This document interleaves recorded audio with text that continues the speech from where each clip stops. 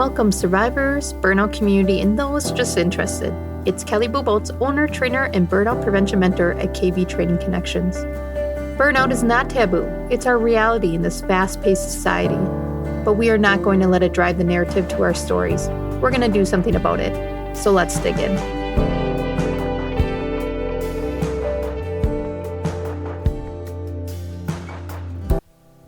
Let's jump into this topic. I try to keep all these episodes 10 minutes or less for a quick commute, quick learning session, but this is a big one. This one's been lingering a long time, hasn't it? If you already clicked on it wondering what this is, you probably have it. Productivity guilt. Productivity guilt is basically internalized pressure to constantly be busy, be productive, achieve high levels of output. And it's interesting how it comes out. Some people keep busy just by doing a million things at once. Some people have endless house projects, work projects. Even if they have an amount of space, they fill it. I don't know about you, but even with my kids, if I have a moment to sit, I don't sit. I get another house chore done. I start working on that house project. I make something for the kids for our next activity. We don't need to do those things. We need rest. But that's not as fulfilling as being productive. Rest seems lazy to us. And this stems from social expectations that if we're not busy, we're not successful. It might be comparison of others, that they're doing all these things, and how can I do all these things? Well, if I keep going, I can get there. And certainly there's some meat to that. But you also need balance, because if you continue in that hustle mode, it's not sustainable. That's why you're here. That's why you're listening to a burnout podcast. Let's just be real for a second. We don't know how to rest. We feel it's lazy. We've been conditioned to go, go, go in the survivorship mode, and now we need to retrain ourselves. We need to start identifying these self-imposed standards and correcting them. We have this persistent belief that every minute must be utilized to maximum productivity, and eventually that leads to our chronic stress, which feeds the burnout. And overall, it just starts diminishing a sense of self-worth. If I'm not productive, then who am I? If I'm not productive, I'm failing. If I'm not productive, I am not loved, I am not worthy to be here.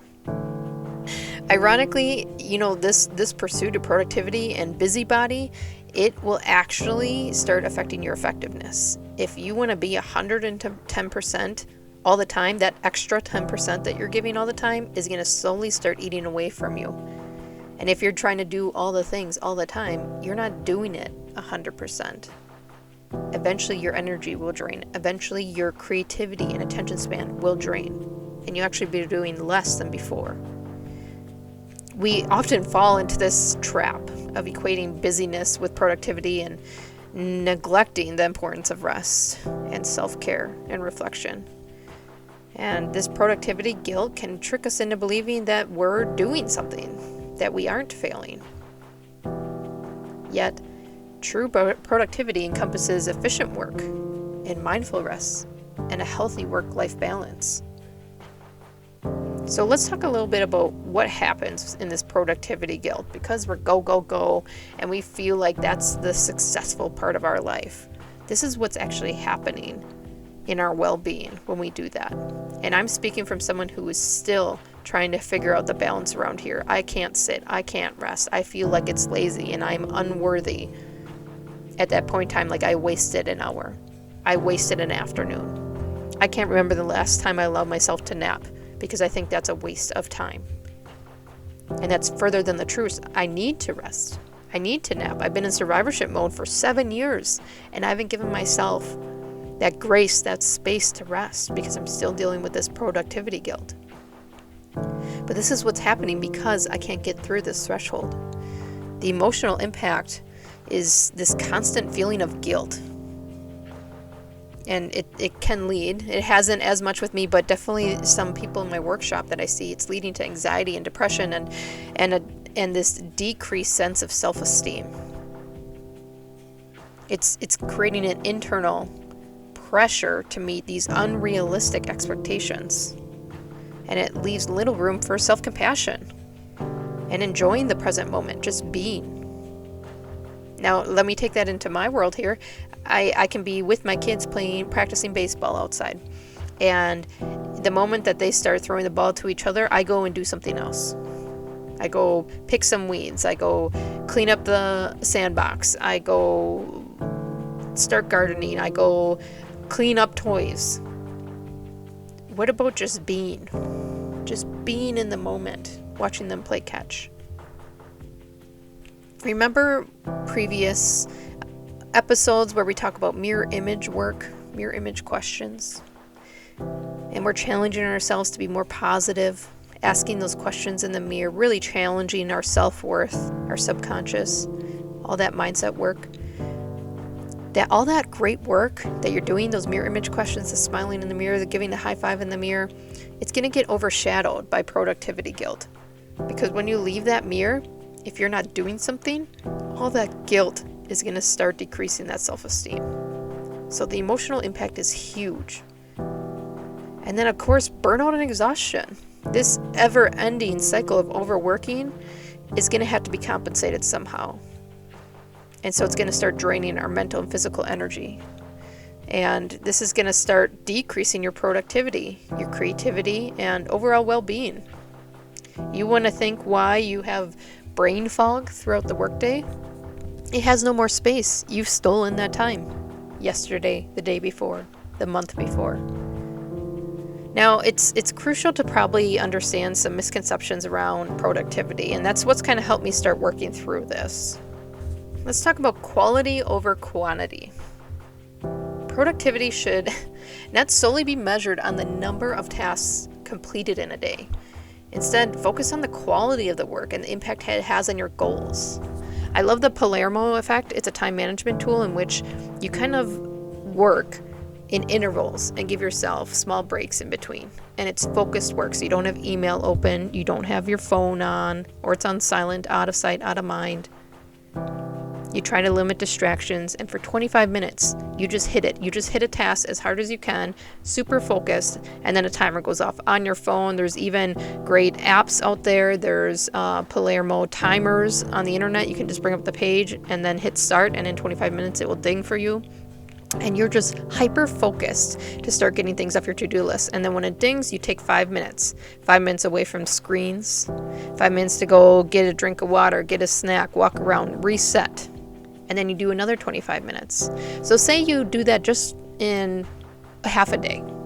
That's 4 hours where you just knocked stuff off your list in hyper-focus versus doing all the things. Answering all the interruptions, answering all the emails while you're also working on that Excel sheet. We all know that's not super productive. Quality over quantity. Another productivity myth that we want to talk about right now is rest and recovery. Taking breaks, practicing that self-care over another house project, engaging in activities that bring us joy and energy, and not so much that we get paid, not so much that it is another project off our list, like actual energy, hobbies, we're talking hobbies here, is going to actually lead to long-term productivity. It's a catalyst to be renewed and focused and creative. And it's interesting because I took a weekend last year. Wow, it's already been last year already. And you can see how I put self-care on the burner. So I'm just like you. Last year, I took a full weekend to go backpacking with a random local group. And physically exhausted, mentally rejuvenated. For weeks, I had this renewed sense of focus and creativity and energy for weeks after that trip. Because I gave myself that time. That self-care time to do a hobby that I love and be around people that were re-energizing. But there still was that sense that maybe I should have been working. I should have been doing outreach. I should have been creating a new workshop. I should have been brainstorming a new podcast episode or blog or tool for my burnout community. There was that sense that maybe I should be checking my email. Isn't that crazy? One weekend. That's the guilt I'm talking about. And we need to give ourselves some grace. If you think of guilt in a sense of regret, that's because you didn't absorb the present. So you look at my time with the kids. What will I regret? I'll probably regret working while they're home wanting to play with mom, or on my phone when they want to play with mom when they're around, when I could be having fun, because they're only going to be little so many more years, and then they're probably going to hate me. They're going to be in that adolescent years of hatred, and then they'll be out of the house. So this guilt is very much intertwined with regret of the time you spent. So another myth I wanted to talk about is comparison trap. Oh boy, this is why anyone I start coaching in burnout, I say, if you're going to go down this journey and it's going to be a lot of work, you're obviously paying money to work with me, do all the things. And what I mean by that is take off all the apps. You can't work with me, commit to some things, commit to time management, commit to working through this productivity guilt, and then go on Instagram all night and then wonder why you're not them. Wonder why you can't have what they have. Avoid comparing your productivity levels to others. Everyone's circumstances and strengths and limitations are different. Focus on your own progress and growth. Be careful of that comparison trap. You see what's on the outside, but imagine what's going on the inside. Imagine if you would stay in your own world, in your own business for like 6 months and just work. And I'm not talking work like paid to work. I'm talking work internally on these things that we talk about in the podcast episodes. Work on productivity guilt so you can take a nap, feel refreshed, and be like, wow, that was amazing. Instead of, wow, that was a waste of 2 hours. Or be able to sleep in one day or go to bed early and feel perfectly okay with that. Your body's asking you to do some of these things, and you're ignoring it because it's not productive, when really it is. It's productive for the next day and the days after. So here's a few strategies to overcome productivity guilt. We gotta start setting realistic goals. I am a dreamer. I am a visionary. I can't stop myself. Every workshop that I do, I could probably do it the same, and I don't. Because I want to do it different every time, because I am constantly learning and reading and exploring new tools. I need to start setting realistic goals, breaking down larger tasks into smaller achievable goals, and repeat what's successful. Celebrating my progress and acknowledge that even these small steps contribute to my overall success. Do you feel this? Do you have goals that are so far-fetched that every time you fail, you feel worse? And so you work even harder. When really these goals are too far, you need to start breaking them down. What do I need to do this week? And all these little week goals will lead up to that big goal. And make sure you celebrate it. If you're listening to this episode, celebrate it. There are people I talk to in severe burnout, and they won't do anything. They won't read. They won't listen to podcasts. They won't get outside, get some sun, go for walks. They'd rather just sit there and blame and sulk. And that drives me crazy. There's a time for that, and there's a space for that. And then you start. You start to live. Part of getting out of zombie mode is stop acting dead. So let's set realistic goals. Use your left brain, make sure they're measurable, attainable, there's a time limit for it. And then use your right brain goals that are visionary and exciting and energizing, that you believe in. So the first strategy is set realistic goals. The second one is prioritize, delegate, identify tasks that truly need to be aligned with you, and let go of everything else. Where can you ask for help and support? What projects do not need to be done, and they're just a nice to have? Give yourself some grace to work on these things and not disassociate and distract yourself with projects. So the second one is prioritize and delegate tasks. The third is practice self-compassion. Treat yourself with some kindness, some understanding. You have just been at war. You have just been escaping from the beasts in this survivorship mode for probably years. Give yourself some self-compassion. Accept that productivity fluctuations are going to be natural. Some days you're going to be busy, some days not. And embrace that imperfection as part of the journey. Laugh about it. Take a nap, drool all over your pillow, and laugh about it. Practice this self-compassion as you would with others. You're probably telling other people to rest, to take a break. Take some of that advice. So practicing self-compassion. The fourth one is mindfulness and mindset. We talk about the mirror image. Let's make that a start of our day. Cultivate that awareness of your thoughts and emotions at the start of the day. Challenge that negative self-talk when you're not being productive in your mind, and reframe your mindset to focus on the growth and learning rather than perfection. If I get to a point where I can take a nap, I'm going to make sure that when I wake up from that nap, I start doing self-talk that says, that's amazing. You haven't taken a nap in years. That's amazing. Hey, you're just sitting, staring at a wall. That's amazing. You haven't been able to do that in weeks. What type of self-talk can you start shifting to reward these new behaviors, moving away from productivity guilt? So practicing that mindset shift, that's number 4. And the fifth one, and the last one I really want you to focus on, is time management techniques. So we have it in my newsletter over and over again, different techniques that pop up. It's in my book.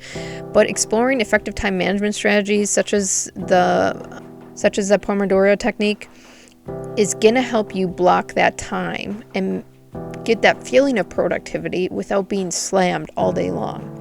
It will help you maintain balance and get things off your to-do list. And it will start shifting that guilt to actual action so that you can rest when you get home. You can rest on the weekends because you've just knocked things off your to-do list all week long. If you're feeling this episode, this productivity guilt, I'll tell you that I just created a new workshop, an advanced level of the Building Resiliency course. That's been my most successful workshop the last year and a half, into a more advanced course where we dig into this productivity guilt, this work validation, and we start working through it on an individual and a group level through in-person interactions and discussion. And why this is important, why in-person workshops are important right now, is 72% of the workforce has expressed that they don't feel valued at their employers.